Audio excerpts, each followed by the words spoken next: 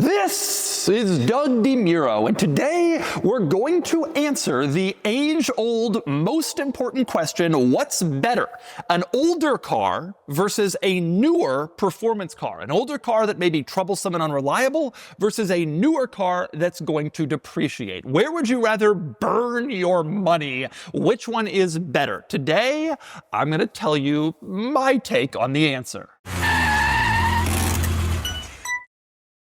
Today's video is sponsored by Cars and Bids, which is my online car auction website for modern enthusiast cars. So far, Cars and Bids has hosted more than 20,000 car auctions of special, cool, and interesting cars like this, and this, and this, and this. So, if you're looking to buy or sell an enthusiast car, do it on Cars and Bids. Okay, so this is the big question, and it comes up all the time in my friend group, in people coming up to me and asking me for car advice. Should I get this older enthusiast car or should I get a more modern car? And the answer is you're gonna lose money either way. A modern, brand new, like Porsche or Miata, whatever, is gonna lose value, whereas an older one of those cars is gonna retain its value because it's old, but it's gonna cost you money in repairs and maintenance. And so this is kind of the age-old question that a lot of enthusiasts have.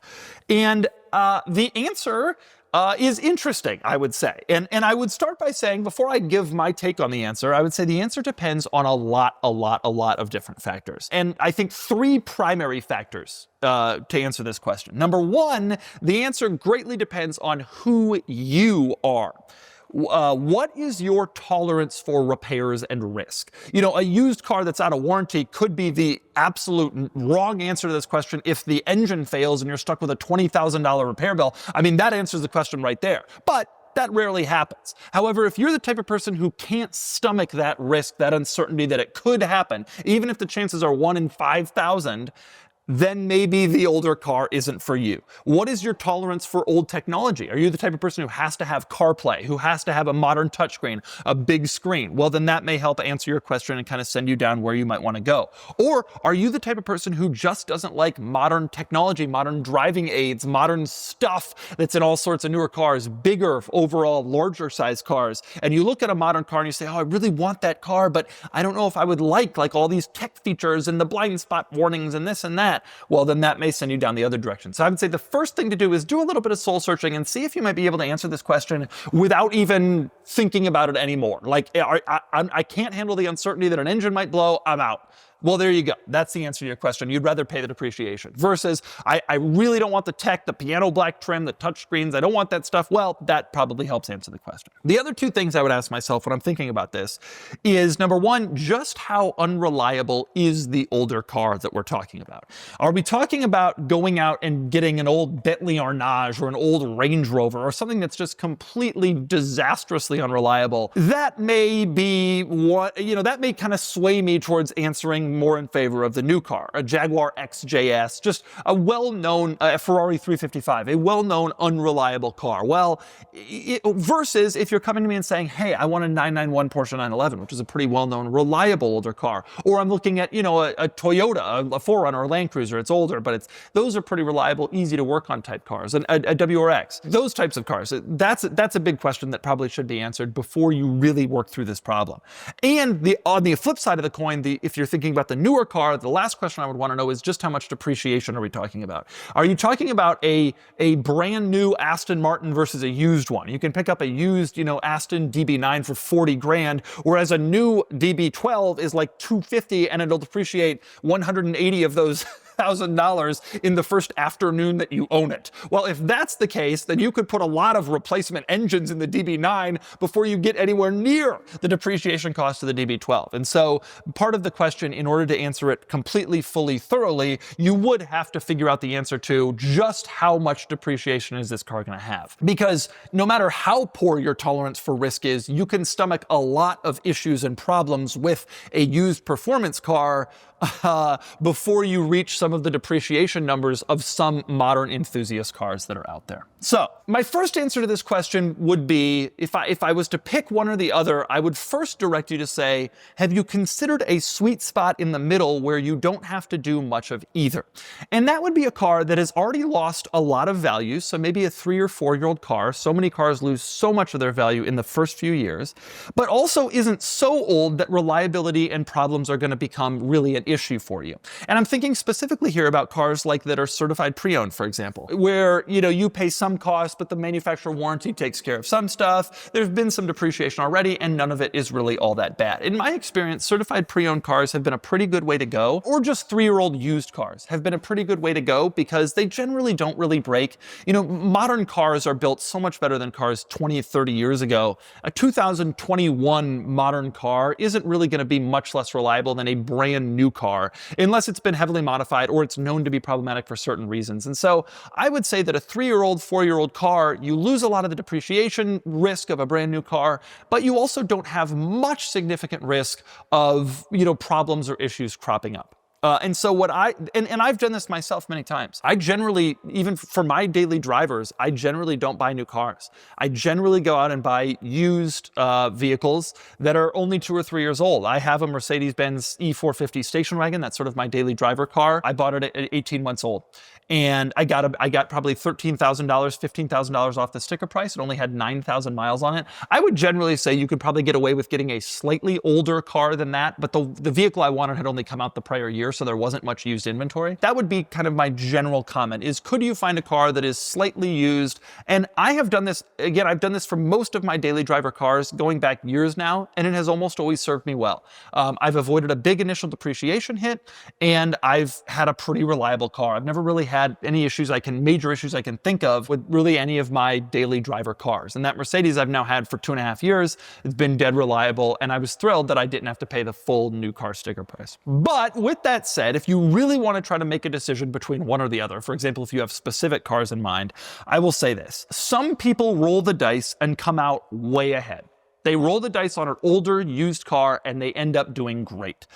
For example, a really fun 986 Porsche Boxster that you own trouble-free for 2 years. That'll be amazing on your wallet because it was trouble-free, but it will also be better than a new one financially too because it won't really lose value. 986 Porsche Boxsters are 20-year-old cars at the newest, and so they're not really losing any more value. And so if you get one and do it right and it works out perfectly for you and it doesn't cost a lot of money along the way, well, you just had a great automotive experience without spending much or any money in some cases. But obviously you could also end up having troubles and end up on the wrong side of that thing.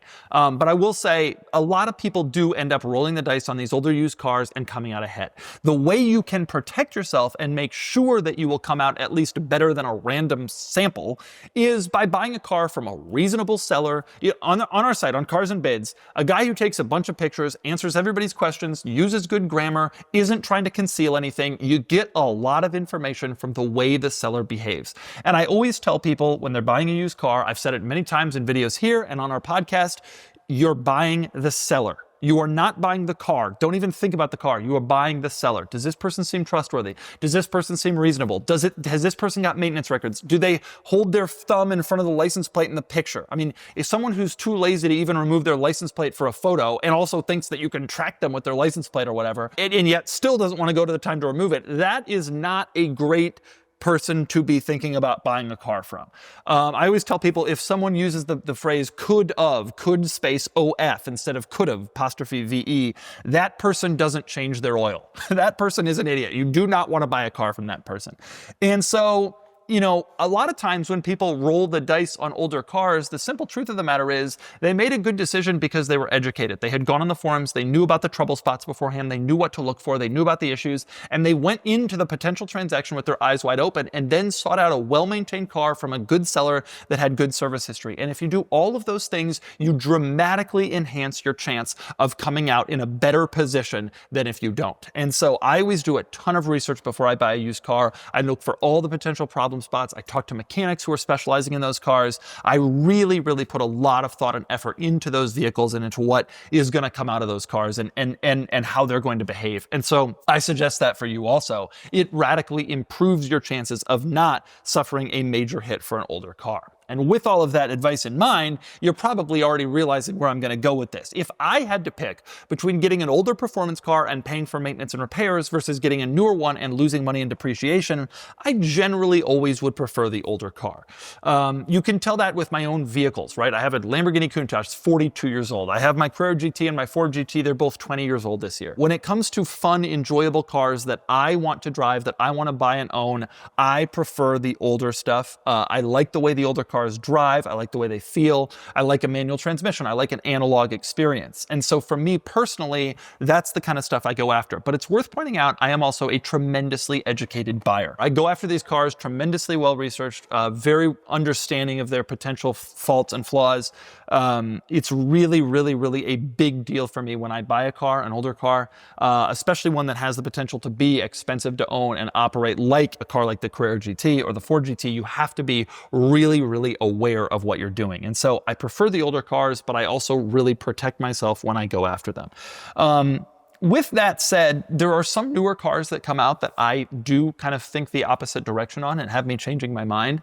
Like the new Cayman GT4 RS, that's a very special car. I almost bought a Lamborghini Huracan Storado, the off-road version of the Lamborghini Huracan. But in the end, I didn't. And in both of those cases, I think the reason I didn't pursue those cars further is honestly, they are not particularly, they're going to lose value. Those cars are simply going to lose value. And it's very hard for me to stomach the concept of losing money to depreciation. And so I would rather put that money into the car and improving it. You know, a car like my old G-Wagon that breaks sometimes is expensive to own, can be expensive to own. But when you improve it, you're making it better, long lasting, and frankly, you're adding a little value back into the car. And I think you do some repairs to older cars like that, and you actually probably are benefiting yourself financially. You're not going to get every dollar back on a repair, but you put on new tires or you do a ton of rust repair and rust work. Well, you're going to get 30 cents back on the dollar on those. And so it's not just throwing away money. The car is getting better and it's actually enhancing the value of the vehicle. And so my answer to this question is I generally prefer older cars, but I've given you a lot of tips on how to do that. If you also want to prefer older cars, you can't just get an older car. You have to be a very educated buyer who's paying a lot of attention to the quality of the car, the quality of the seller, and the potential trouble spots that loom for you. But generally, I would say my answer to this question is it depends on the car. It depends on who you are. And if you really can't decide, if you're really having a lot of trouble figuring out where to answer this question, where to go, I really would suggest considering the middle ground here, which is a certified pre-owned or only a couple-year-old car that just isn't really that depreciated, but also isn't really going to give you that much trouble. And I think that probably solves the issue for a lot of people who kind of wrestle with this decision. So there you go. Should you buy a newer performance car, lose to depreciation, or buy an older one and lose to maintenance and repairs? I think I've given you a pretty comprehensive answer on my thoughts on the topic.